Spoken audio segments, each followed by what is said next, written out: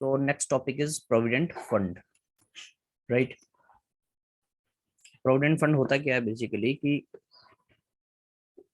जितने भी इम्प्लॉइज हैं, चाहे वो गवर्नमेंट एम्प्लॉय हो या बाकी हो, ठीक है, इसको सेविंग के पर्पज से स्टार्ट किया गया। किस पर्पज से? सेविंग, ताकि लोगों की सेविंग, ठीक है। तो इसमें क्या होता है कि इम्प्लॉय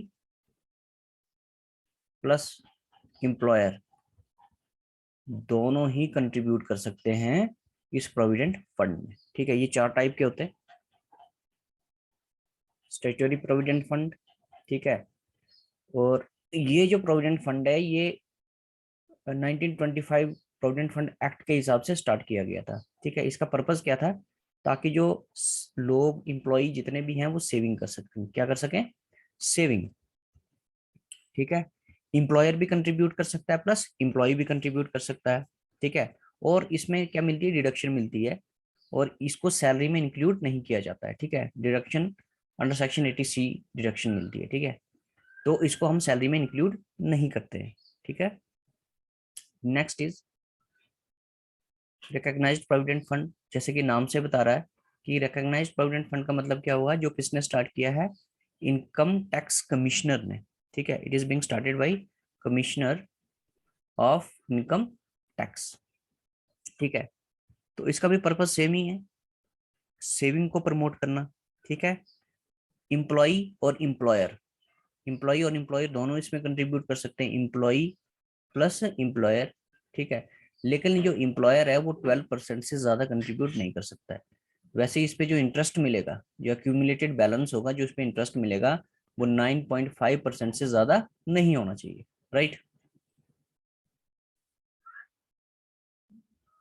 तो लेकिन जो इम्प्लॉय की कंट्रीब्यूशन है that fully qualifies for deduction under section 80C के अकॉर्डिंग उसको पूरी डिडक्शन मिलती है, ठीक है। Next is unrecognised provident fund, ठीक है। अनरिकॉग्नाइज्ड प्रोविडेंट फंड, ठीक है, इट इज, ये इनकम टैक्स कमिश्नर ने इसको ऑथराइज नहीं किया है, ठीक है। इसमें भी सेम, एम्प्लॉयर एम्प्लॉय दोनों कंट्रीब्यूट कर सकते हैं, ठीक है। लेकिन इसमें अंडर सेक्शन 80C के अंडर डिडक्शन नहीं मिलती, ठीक है। Deduction will not be allowed, ठीक है, under section 80C। Next is public provident fund. Public provident fund ये स्टार्ट किया गया 1968 में विद द पर्पस कि जो नॉन गवर्नमेंट एम्प्लॉई हैं या फिर सेल्फ एम्प्लॉयड हैं, ठीक है, जैसे बिजनेसमैन वगैरह हो गए, वो भी क्या कर सकते हैं? इसमें कंट्रीब्यूट कर सकते हैं, अपने प्रोविडेंट फंड खोल सकते हैं, ठीक है। और इनको डिडक्शन मिलेगी अंडर सेक्शन 80C, ठीक है। मिनिमम अमाउंट 500 था और मैक्सिमम 1,50,000 के आसपास, ये 1,50,000 मैक्सिमम अमाउंट क्या कर सकते हैं? इसमें डिपॉजिट कर सकते हैं। तो विड्रॉल कब होगा इसका? 15 ईयर्स के बाद ही पॉसिबल है, ठीक है। तो ये हो गया पब्लिक प्रोविडेंट फंड, मीन सबके लिए अवेलेबल है ये। नाउ इसकी ट्रीटमेंट अगर देखो तो देखो, स्टैट्यूटरी प्रोविडेंट फंड और रिकॉग्नाइज्ड प्रोविडेंट फंड है, इम्प्लॉई जो कंट्रीब्यूशन है वो फुली डिडक्शन मिलेगी अंडर सेक्शन 80C, जैसा कि मैंने पहले बताया, ठीक है। चाहे वो आरपीएफ हो या एसपीएफ हो, दोनों के केस में फुल डिडक्शन मिलेगी अंडर सेक्शन 80C। एम्प्लॉयर का कंट्रीब्यूशन है यहाँ पर तो फुली एग्जम्प्टेड है, यहाँ पर उसको टैक्स नहीं लगेगा। लेकिन आरपीएफ के केस में अगर वो 12% से ज्यादा है, सैलरी का 12% निकालेंगे, अगर उससे ज्यादा वो कंट्रीब्यूट करता है, कौन? एम्प्लॉयर, तो वो टैक्सेबल होगा। 12% से ज्यादा जितना भी होगा वो टैक्सेबल होगा। वैसे ही इंटरेस्ट है यहाँ पर तो फुली एग्जम्प्टेड है, लेकिन इस केस में, आरपीएफ के केस में, अगर इंटरेस्ट 9.5 तक एग्जम्प्ट है, उससे ऊपर होगा वो क्या होगा? टैक्सेबल होगा। वो क्या होगा? टैक्सेबल होगा, ठीक है। ओके, सो अभी ये क्वेश्चन देख लेते हैं, इसी के ऊपर बेस्ड है ये।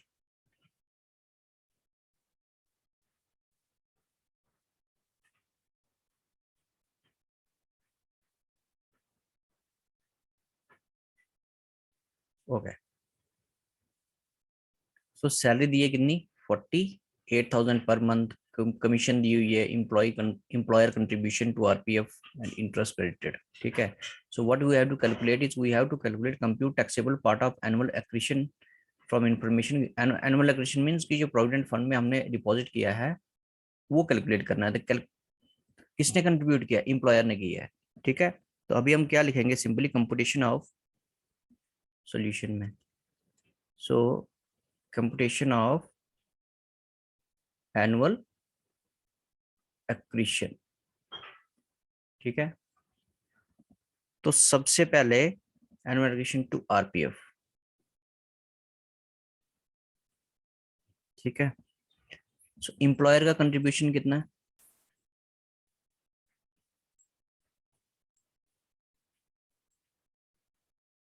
एम्प्लॉयर का कंट्रीब्यूशन है हमारे पास 7,000 into 12 which is equal to 84,000 less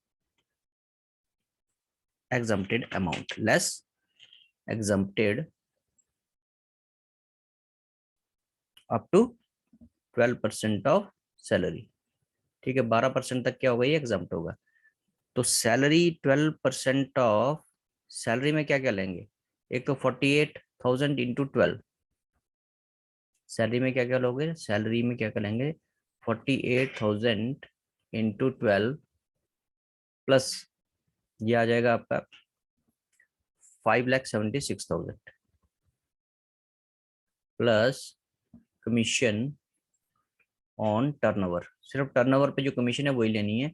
so 80,000 का 1%, 80,000 का 1%,